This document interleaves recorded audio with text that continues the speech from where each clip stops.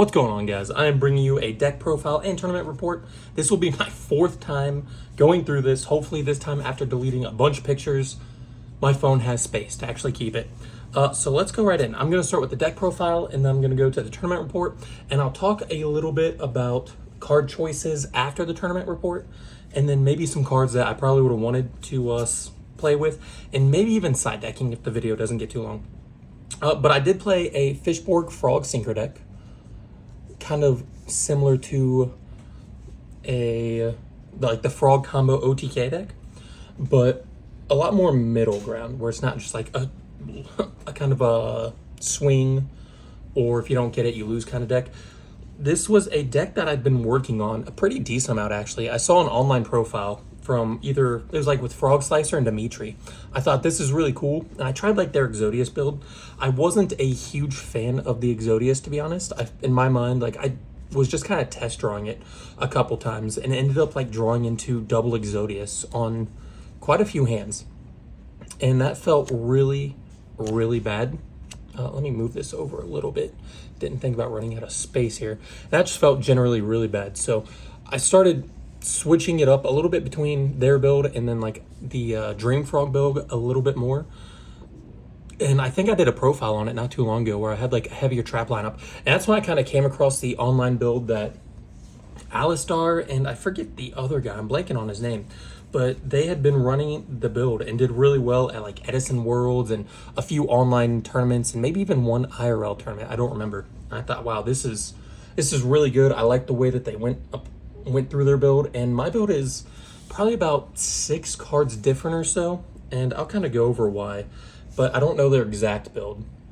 In my mind, as long as you hit the 3 Salvage, 3 Avarice, and then like this general Frog lineup, I think everything after that was kind of up to you as the player. As you can see, I'm on Ocean, so I am running the Future Fusion to kind of go with Ocean, because in my mind that opened up a lot of plays and allowed me to do a lot of things that otherwise I think sometimes I would have just bricked on having like double Dandy or something, for example. And then I did opt, and they ran like the 3 Reckless Greed, and Reckless Greed ended up being an absolutely stellar Yu-Gi-Oh card. Great decision. Typically this card, if you just use one of them, is a -1 because you lose 2 draws. However,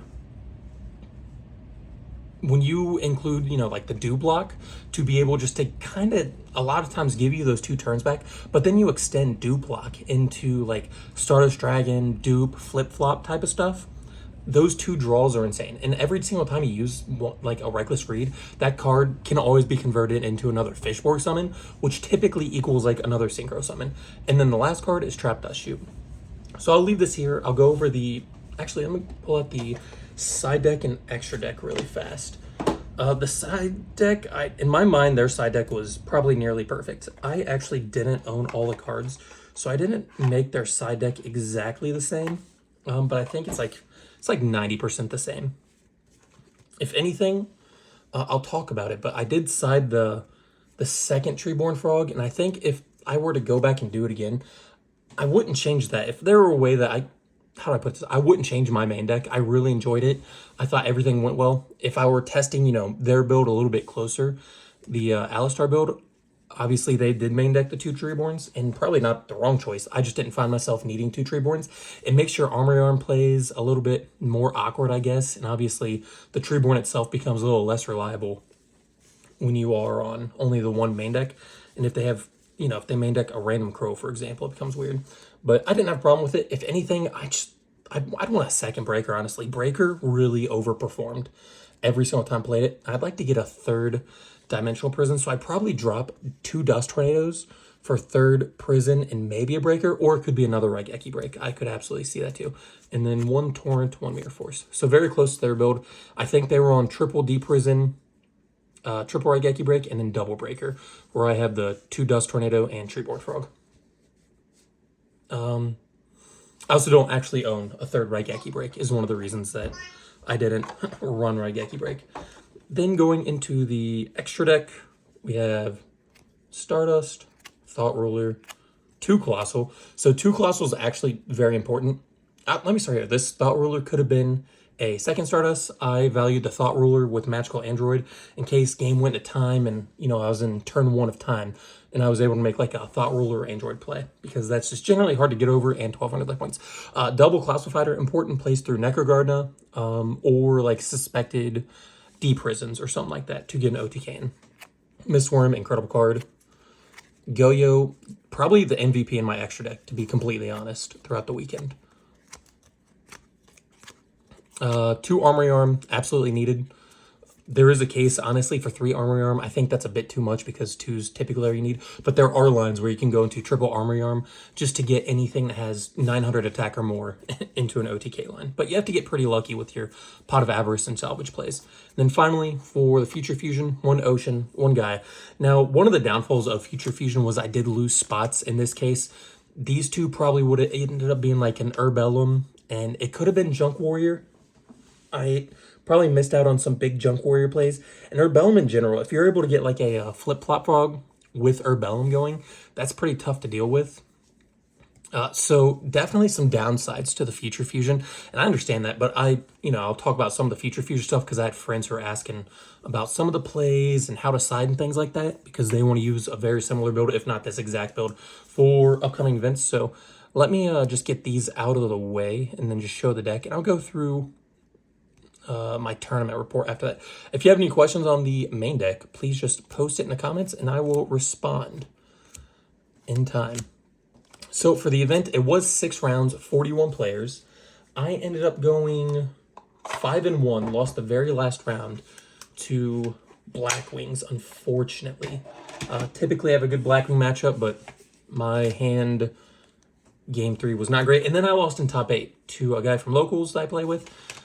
He got me in top 8. I think I missed an OTK, potentially game 1. I don't remember too well. I might have made a right play, but he had a really well-timed Book of Moon and Caius that kind of outed my great field. And then the second game, my hand was fine, but the way he played was anti my hand, so I just couldn't make a play. But round 1 against Black Wings, this guy might have been a little bit new to Edison. I don't think he was very familiar with like chain links and stuff like that. Like he didn't know that Dupe Frog would chain to Shura, destroying it, so I still got the search. He thought that Dupe Frog would miss timing, but turn 1 of the first game, he actually just summoned Kaiku Pass, so it was like a pretty interesting. This game, I actually ended up getting Dupe Frog off like 4 or 5 times because he attacked over it twice, and then he stole it twice with Go-Yo, and I was able to summon my own Go-Yo and just steal it back both times, and he thought Dupe wouldn't get its effect when it was hit by Go-Yo. He thought that would miss timing too, which is certainly not the case. And then game 2, he actually turned 1 used Allure of Darkness, banished a Kalut, and then summoned Bora and set like 2 back row or something pass. I just set Dupe and pass, and then because he actually banished his Kalut, he never drew another monster to be able to out Dupe Frog. Like he never drew anything over 2000 attack. He was able to deck Devi me for 5 cards, hit me with Trap Dust Shoot all in game 2, and he just couldn't get over like an early Dupe Frog, so I was just able to just keep drawing cards and eventually just out advantage him.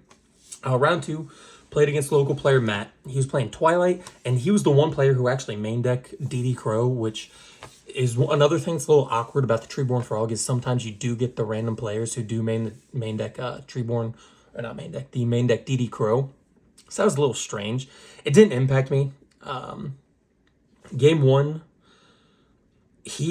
what was it? He made a huge push game 1 where he just I had a Stardust, Dupe Frog, Substitute, and a set flip-flop. And on his turn, he had actually gone into Mistworm, bounced like 2 of the cards or something, summoned JD, summoned Chaos Sorcerer, banished the Dupe Frog, attacked with the other 2, and got me down to 1,800 life points.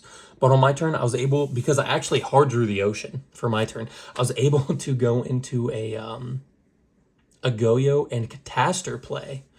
And then Go-Yo swung over to Chaos Sorcerer, Catastor swung into Mistworm, Chaos Sorcerer banished his JD, and he didn't have any plays after that. So I ended up winning game 1, again, because of Go-Yo.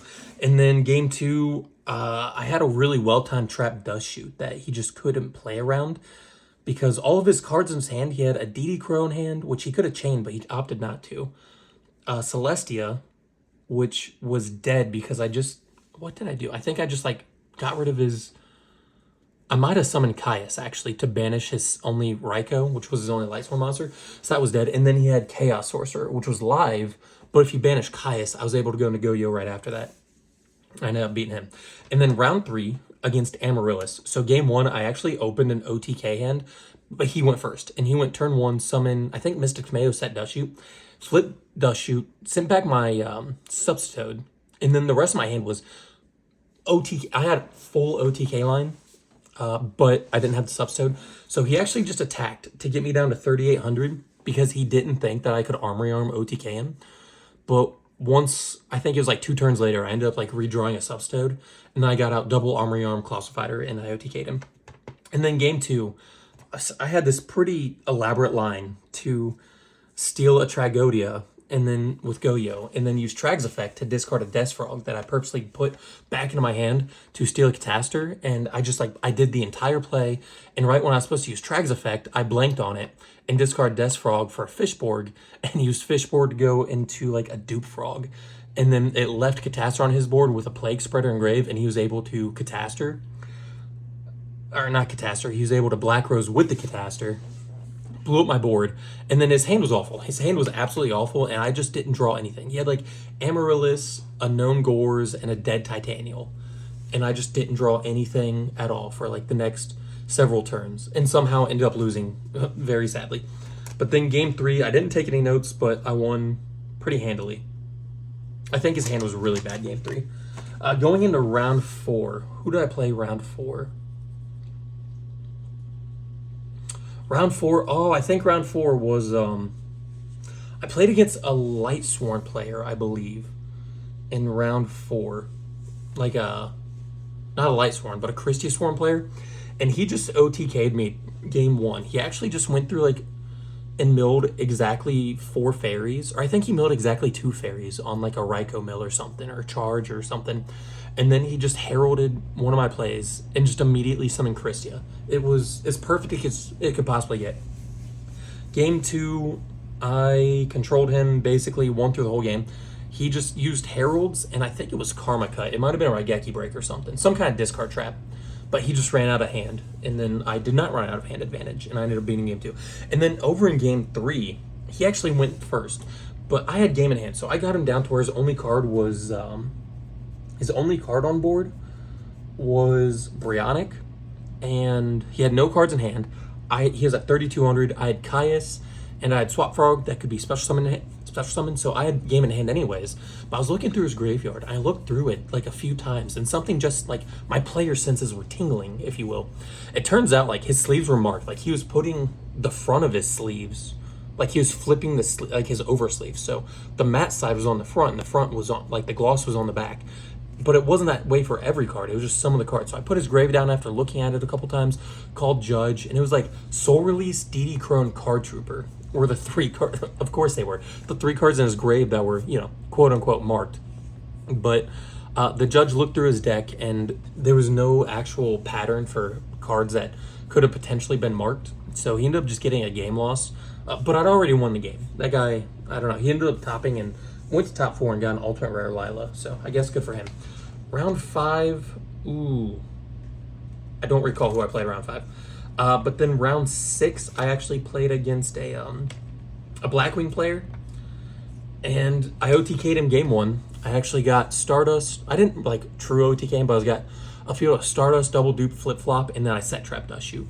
And Dust Shoot ended up outing his, I think I set back a Gale, while he had Sirocco and Dark Armed in hand or something. So he would have been able to go into like Darkened Dragon and just slowly like leak my field advantage until potentially beating me. But because I had Trap Dust Shoot, I actually ended up winning that.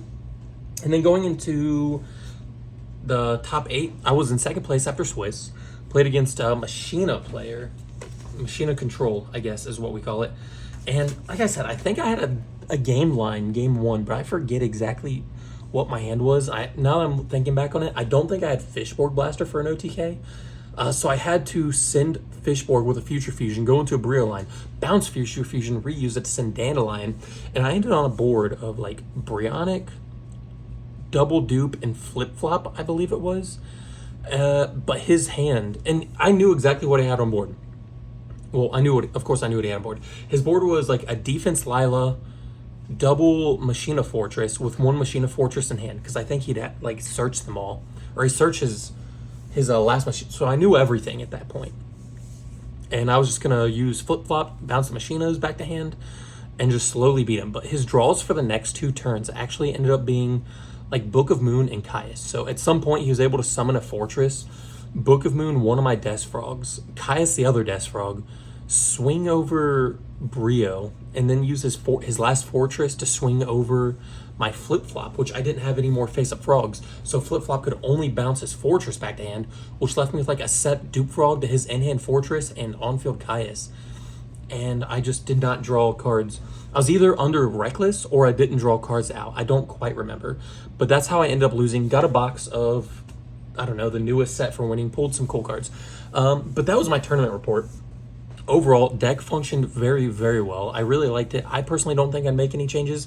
I understand why players, the people who kind of pioneered this deck told me, yeah, Trap Dust Shoot, just like not good, because most of the time you're able to win games without this. So you'd want this to be something that kind of converts to the main strategy of, OTK or going fast or whatever, such as second Treeborn or third Death Frog or another Dandelion or whatever. And I totally understand that. But what I found when I had Dust Shoot was a lot of games, sometimes you just open up like Dupe Frog, random cards that don't combo, and then Dust Shoot, which that happened a few times. I won a lot of games just off having Dust Shoot. And my idea when playing the deck was I wanted to end on boards of like Dupe Lock, Stardust with like Dust Shoot set. And actually, because of that, other considerations were Solemn Judgment, Spirit Message or whatever, Spirit Water Art, Oi, and Mind Crush.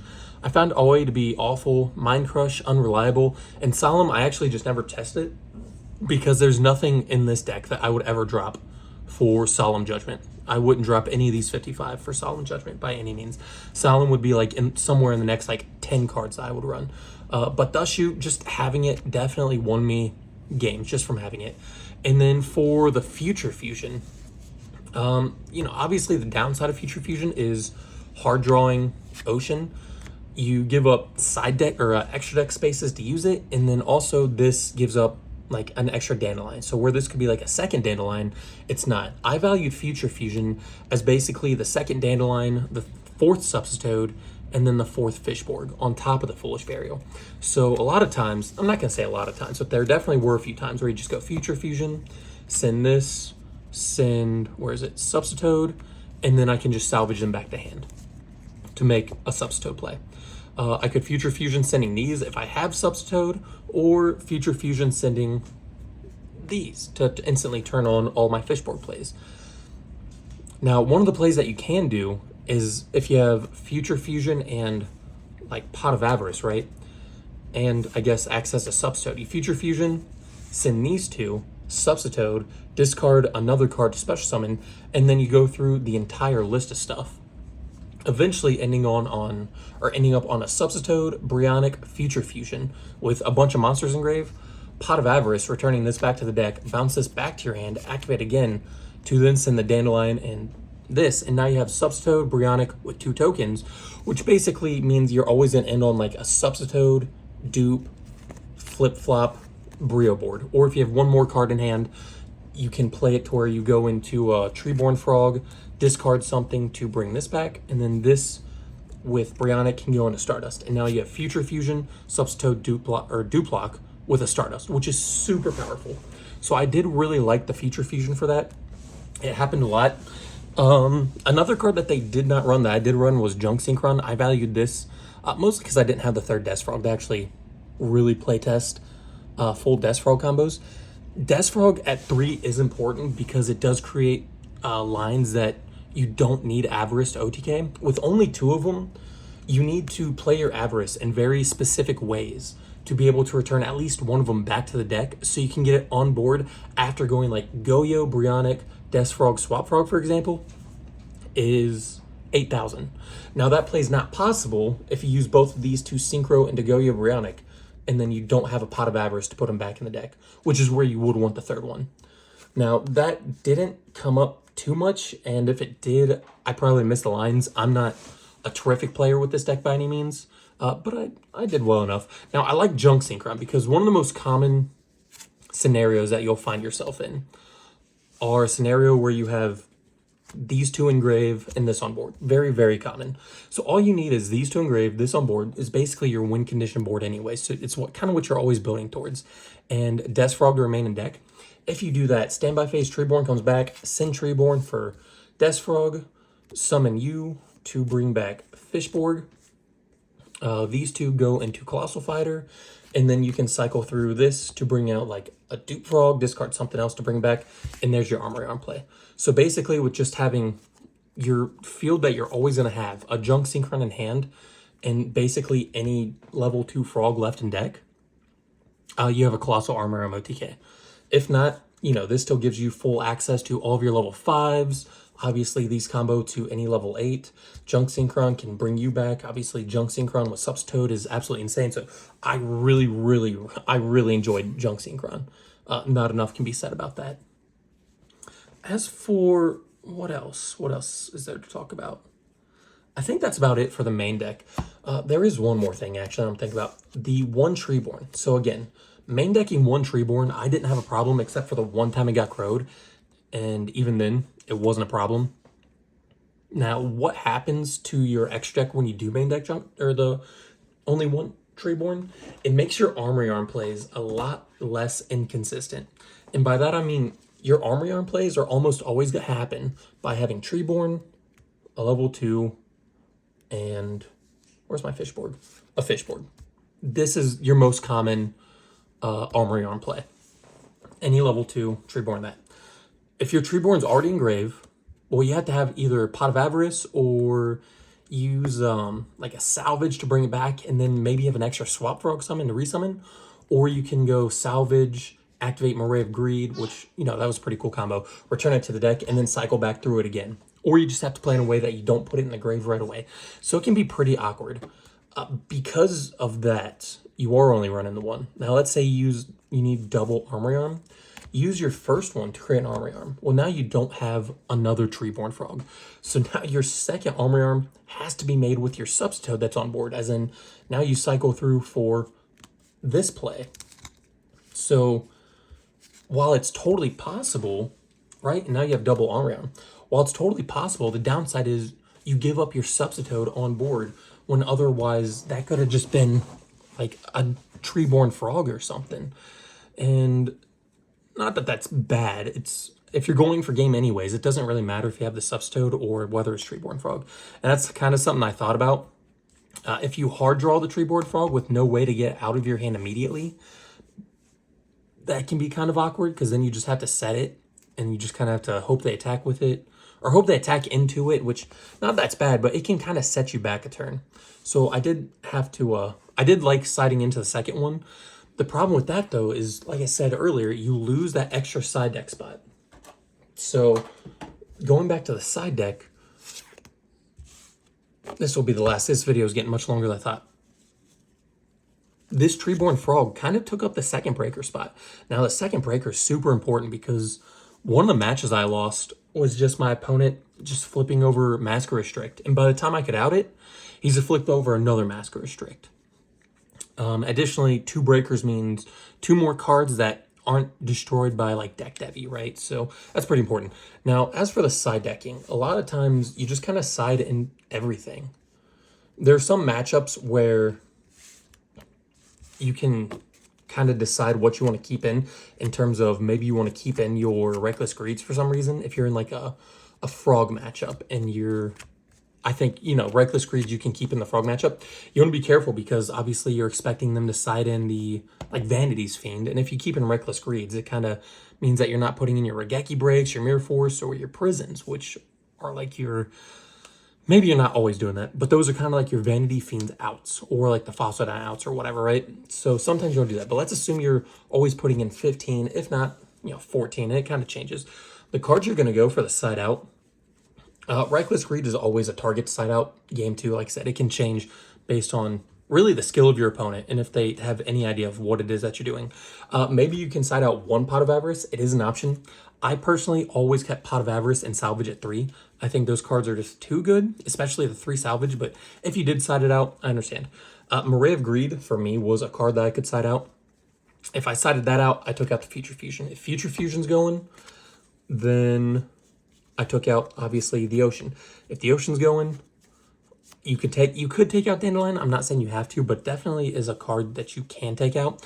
If you want to, you can take out a dupe. It just depends how anti-DDV you want to make your deck. I think even just hard drawing dupe and then setting it is pretty good. Like, I don't have a problem with that. You could side out one or two Fishborgs. I think only siding out one's probably the right choice because you just want it for general options. And then Death Frog. I never had a problem just siding out Death Frog and, again, making the main deck a little bit closer to some type of, like, Dream Frog build. But Death Frog does not die to DDV, and that 1900 is actually very, very good. If you've never tried that 1900, it's insane. Flip Flop. This was a card I originally had thought about cutting. And then the more I played, the more I was like, no, this card is just too good. Obviously, this card's insane. One of the best cards in the deck for sure.